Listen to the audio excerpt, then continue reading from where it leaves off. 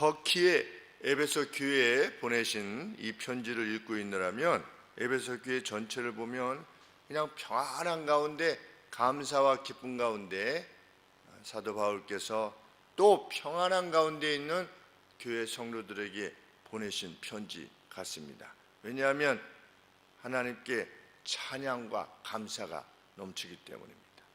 그래서 마치 우리가 시편 23편에 여호와께서 나의 목자시니 내가 부족함이 없으리로다 이렇게 할 때 그 시편의 내용이 아주 그냥 평안한 이런 것 같은데 실제로 보면 평안 가운데 그게 쓰여진 것이 아니고 지금 죽음의 골짜기를 지나고 있는데 끄떡없다 이것이지요.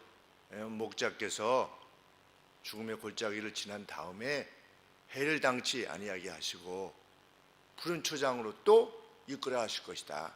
지금 내가 당하고 있는 고난은 잠시 이 초장에서 저 초장으로 옮겨갈 때 그 골짜기를 지나가는 그때의 그 상황일 뿐이다.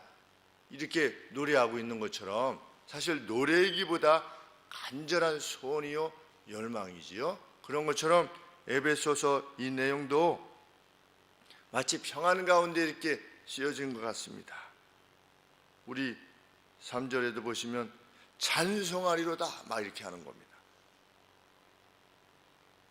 영광, 은혜, 풍성하다 막 이런 것들이 막 나오니까 그런 것 같은데 실상은 이 편지가 사도 바울께서 복음으로 인하여 감옥에 갇혀 있을 때 보내신 편지다. 누구한테 보내신 편지냐? 같은 고난 가운데 복음으로 인한 고난 가운데 있던 성도들에게 보낸 편지라는 것을 알게 됩니다. 3장 1절에 보시면 이러함으로 그리스도 예수의 일로 너희 이방을 위하여 갇힌 자 된 나 바울은 이렇게 말하고 있기 때문입니다. 감옥에 갇혀 계신 거지요. 그래서 이 에베소서, 골로새서 이런 내용들을 우리가 옥중서신이라 이렇게 말하고 있습니다. 당시 로마의 감옥을 생각해 보면 발굴된 로마의 감옥을 보면 이 빛이 전혀 들어오지 않는 그런 감옥 가운데 보통은 갇혀 있는 것입니다.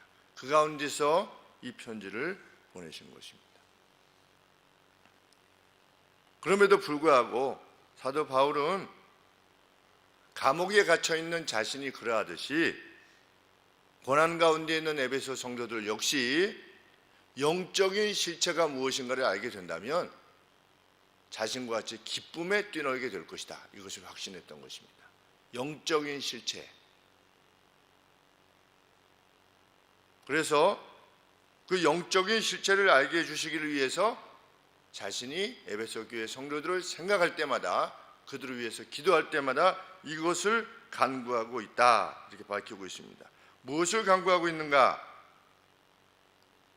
15절에 이미 믿음과 모든 성도를 향한 사랑을 듣고 있는 에베소 당신들의 그 믿음과 사랑을 듣고 있는 나는 당신들을 위하여 기도할 때마다 감사하면서 당신들을 위하여 기도하는데 그 내용이 뭐냐면 17절에 우리 주 예수 그리스도의 하나님 곧 성부 하나님 영광의 아버지께서 지혜와 계시의 영을 스피릿을 계시의 영혼을 당신들에게 주셔서 이것을 알게 하시기를 원한다.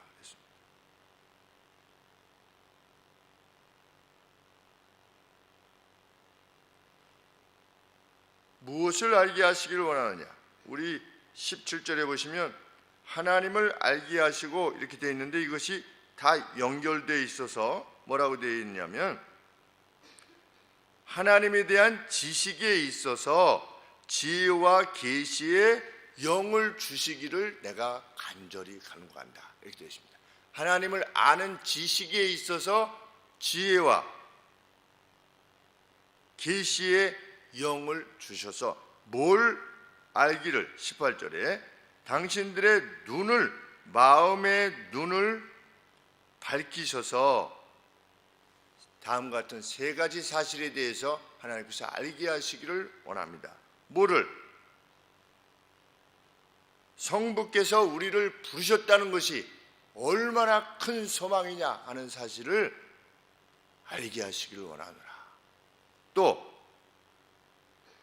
성도 안에서 성도가 받게 될 그 유산, 인헤리턴스, 우리가 유업을 받는데 그 유업의 영광이 얼마나 빼어난 것인가를 알게 하시기를 원하노라. 보통은 잘 모르니까 그냥 예수님을 믿으면 그냥 천국 가. 예수님 믿으면 예수님이 좀 우리 가족을 좀 잘 해주셔, 어려운 문제를 좀 해결해 주셔, 이런 정도가 아니라 성도 안에 있는, 성도가 받는, 성도에게 약속되어진 그 유산, 하늘 유산의 그 영광의 그 풍성함이, 그 뛰어남이 도대체 무엇인가 하는 것에 대해서 계시의 지혜의 영혼을 주시옵소서. 하나님 앞에. 또 마지막으로 19절 말씀에 그의 힘의 강력으로 역사하심을 따라 믿는 우리에게 베푸신 능력의 지극히 크심이 어떠함을, 믿는 우리를 향한 하나님의 능력의 그 빼어난 위대함이 무엇인가를 알게 하여 주시옵소서. 우리를 향한 하나님의 능력이 도대체 어떤 것이냐, 하나님의 능력이 얼마나 빼어난 위대함을, 그레이트네스 그랬습니다. 위대함을 지니고 있는 것이냐, 이것을 알게 해주시기를 간절히 간구한다. 만일 알게 되면 어떻게 될 것이다. 마치 하루하루 그냥 일당을 받아가면서 이렇게 남의 밭에서 이렇게 밭을 매다가 보화를 발견한 그 누구처럼 그냥 기쁨으로 뛰어서 집으로 갈 것이다. 그래서 자기 집에 있는 모든 걸 팔아가지고서 그 밭을 살려고 하는 그 누구처럼 기쁨에 뛰어놀게 될 것이다. 영적 실체를 알게 되면 어느 날 그냥 아무런 소망도 없이 이렇게 하다가 뭐가 딱딱한 게 발견된 거예요. 뭔가 열어봤더니 늘 고대 전란에서 숨겨놓았던 그 보물 상자를 발견한 것이, 그 기쁨이 오직 하겠습니까? 발견하기 전까지는 모르는 거지. 알기 전까지는 그냥 일상이 그냥 그렇고 살다가 이 소망이 무엇이고 받게 될 영광의 그 풍성함이 무엇인가를 알게 되고 우리를 향한 하나님의 능력이 무엇인가를 알게 된다면 그렇게 될 것이다. 그러니 이미 먼저 된 나 바울, 그래서 이 로마의 감옥에 갇혀 있음에도 불구하고 이런 기쁨을 지닌 나처럼 당신들도 그렇게 반드시 될 거라고 믿기 때문에 하나님 앞에 이렇게 늘 간구하고 있습니다. 그래서 사도 바울이 말씀하고 있는 것입니다. 그 소망과 유산이 하나님의 강력한 힘의 구사에 의해서 이루어진 것이다. 20절 말씀에 그 능력이, 하나님의 그 빼어난 능력이 그리스도 안에서 역사하셔서 우리로 하여금 소망을 갖게 하셨고 우리로 하여금 유업의 기대를 가지게 하시다는 것입니다. 우리로 하여금 소망을 주신 분은 그런 능력을 지니신 분이신데 어느 정도의 능력이냐를 설명하면서 20절에 그 성부 하나님의 능력이 그리스도 안에서 역사하셔서 죽은 자들 가운데서 그리스도를 다시 일으키시고 하늘에서 자기의 오른편에 앉히셨다는 겁니다. 우리를 향해 있는, 교회를 향해 있는 이 하나님의 능력이 어떤 것이냐, 예수 그리스도, 그 가장 비천한 상태에 있던 인간이 가장 비천할 때가 언제입니까? 가장 소망 없을 때가 언제입니까? 화장되고 나서입니다. 화장되고 나서 가루가 되었을 때, 어제 저희 초등학교 1학년 때부터 같은 교회, 윗집 아랫집, 같은 학교 다녔던 친구 아버님이 어제 천국에 가셨습니다. 그제 3일 전에. 그래서 어제 장례 세종시에 다녀왔는데 오늘 새벽에 깼는데 그 어렸을 때 그 어머니와 아버지께서 친구 어머니와 아버지께서 이렇게 희승이 왔어 이렇게 하셨던 게 자꾸만 떠오르는 거예요. 여러 장면들이 48년 됐으니까 초등학교 1학년 때부터 이렇게 늘 집에 놀러 가면 김일 선수 박치기 할 때 저희 집에는 텔레비전이 없을 때 그 집에 가서 이렇게 같이 텔레비 보던 이런 것들도 생각이 나고 그런데 참 돌아가신 것을 볼 때 참 눈물이 많이 났습니다. 봄에 어머니 돌아가시고 같은 곳에 가서 화장하시고 그랬는데 전에는 어머니 그 유골을 이제 분수해서 납골당에 넣었는데 이번에는 그걸 이렇게 빼서 땅에다가 같이 이렇게 어머니 아버지에서 이렇게 묻더라고요. 그런데 거기서 이제 분골된 그것을 이렇게 땅에다 붓는데 만약에 하나님을 알지 못하면 인생을 뭐하러 사는가 하는 생각을 하게 될 것 같습니다. 결국은 저렇게 되는데 아무런 소망이 없는 거지요. 아무런 소망이. 그냥 가루, 흙으로 와서 흙으로 돌아간다. 말은 멋있는데 실제로 가장 사랑하는 사람이 이렇게 가루가 돼서 땅에 다시 이렇게 묻히는 것을 보면 정말 그것만큼은 절망이 없습니다. 예수 그리스도께서도 묻히신 지 그 돌무덤에 묻히신 지 3일이 되었죠. 우리 나사로 생각나시지요? 예수님이 도착하실 때 이미 냄새가 난다 그랬습니다.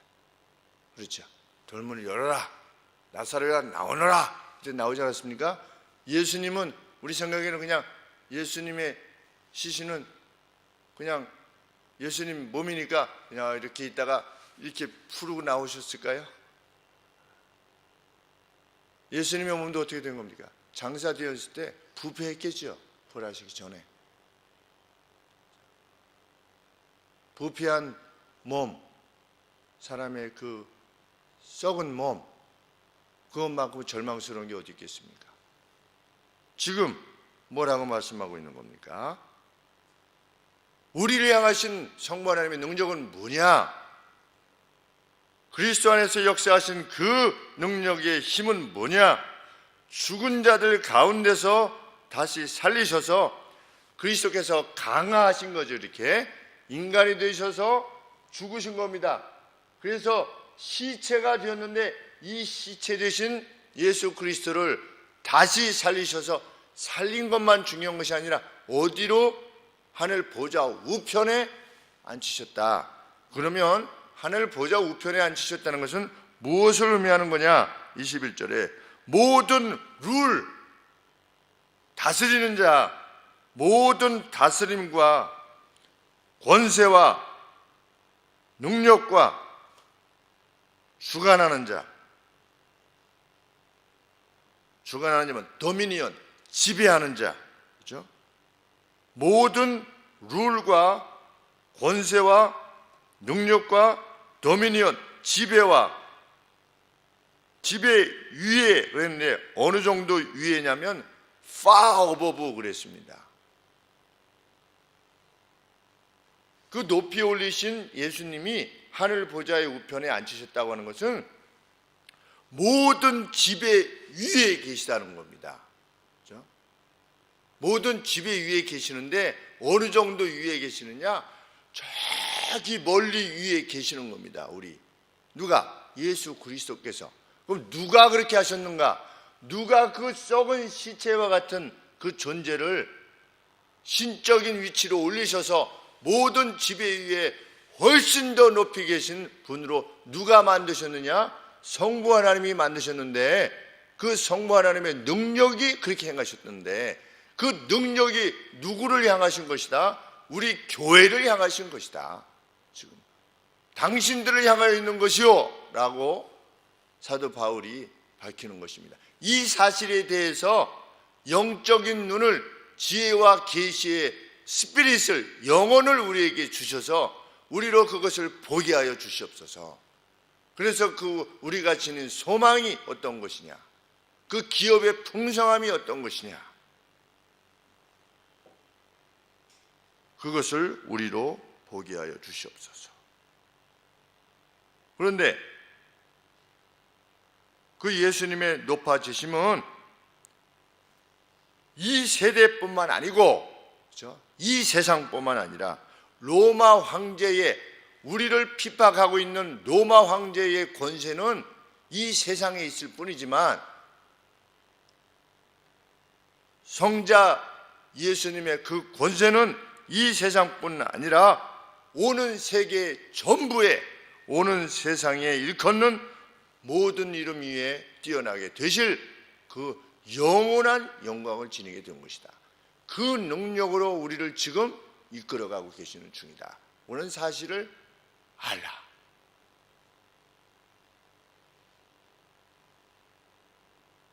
(22절) 말씀에 모든 것들을 그 예수님의 발 아래 복종하게 하시고 그를, 만물 위에 계신 그를 교회의 머리로 주셨느니라. 너희는 교회의 몸이니라. 그렇죠? 교회는 뭐냐? 그분의 몸이요 만물 안에서 만물을 충만케 하시는 자의 충만이니라.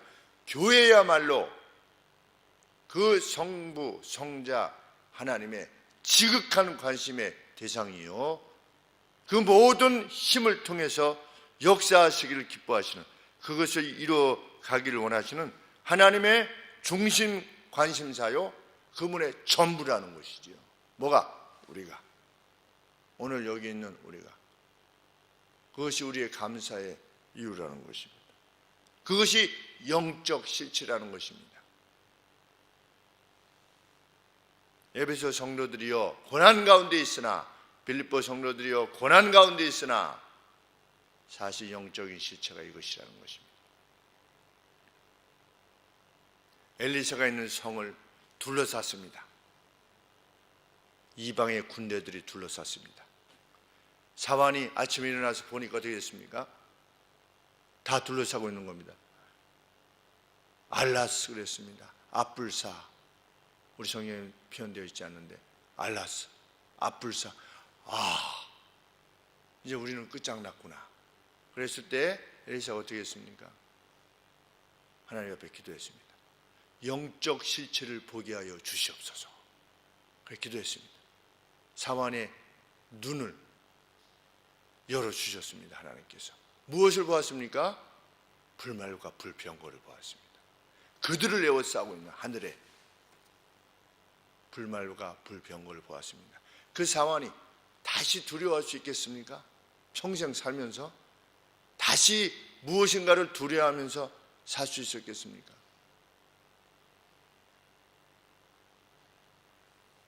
오늘 우리의 감사의 근원은 무엇입니까? 바로 이 주님이 우리의 지휘자이시다. 우리의 머리이시다.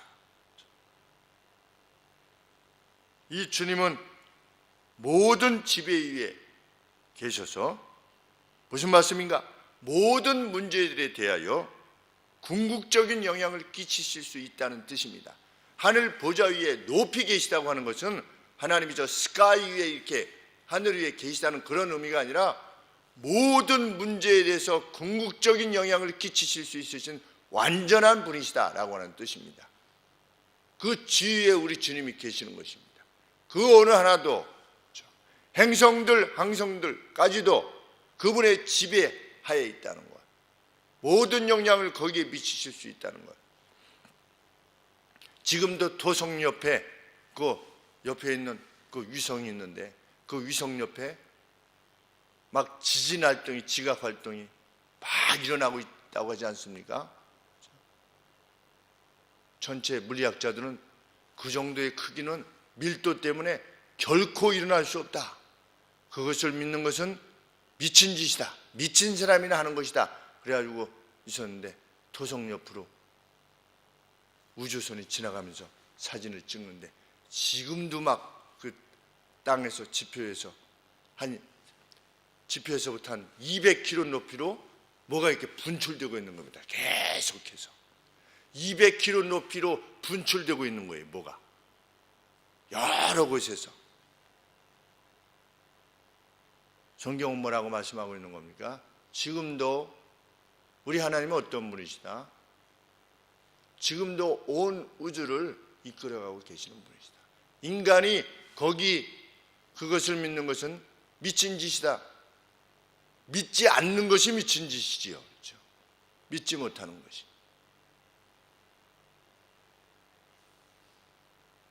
정말 하나님께서는 우리의 비천한 몸 역시 영광의 몸으로 바꿔놓으실 것이라고 그렇게 약속해 주셨습니다. 사도 바울께서 그것을 부활장에서 밝혔습니다. 고린도전서 15장에서 우리의 몸을 마치 무엇과 같으다? 알갱이와 같다. 옥소소 그 보잘것없는 같은 그런 알갱이 같은 것을 땅에 심지만 올라올 때 그 줄기가 완전히 심을 때 그것과 다른 것처럼 우리는 영광의 몸으로 부활하게 될 것이다.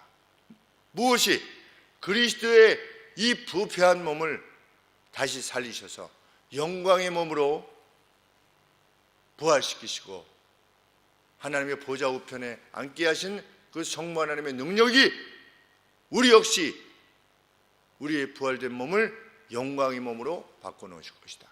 우리가 전혀 기대할 수 없는 영광의 몸이 될 것이다 라고 우리에게 약속해 주셨습니다. 주님은 그 성부께서는 그날이 되기까지 그 능력으로 우리를 돌아보실 것입니다. 그것이 주님의 약속입니다.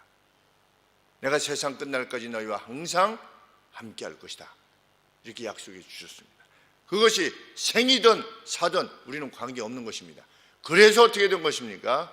믿음의 사도들이 순교를 기꺼했던 것입니다.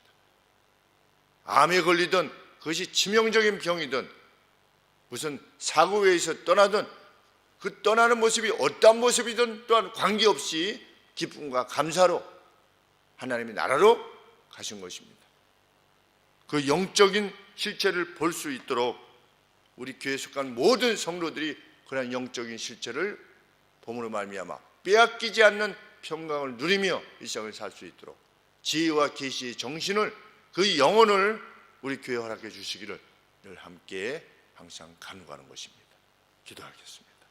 하나님 아버지, 이 사실이야말로 우리를 감사에 이르게 하며 찬양에 이르게 하는 줄 믿사옵나이다.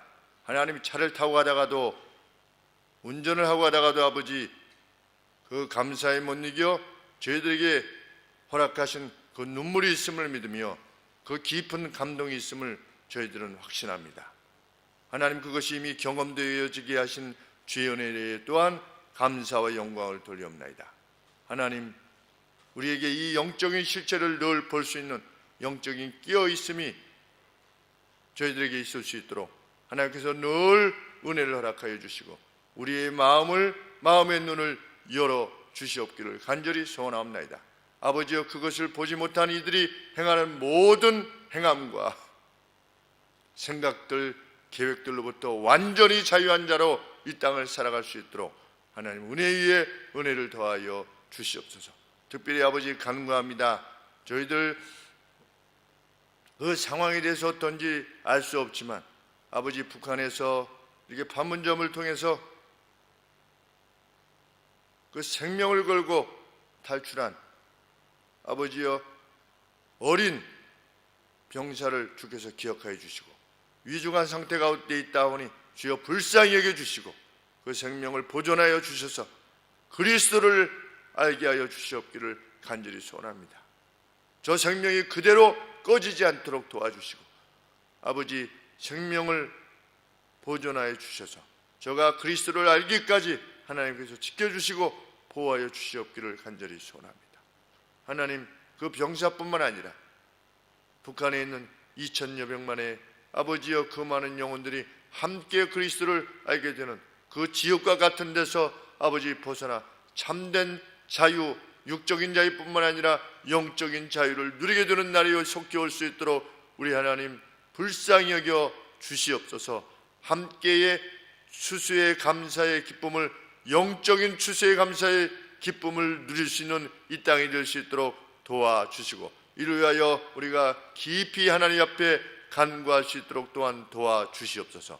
예수 그리스도 이름으로 기도합나이다. 아멘.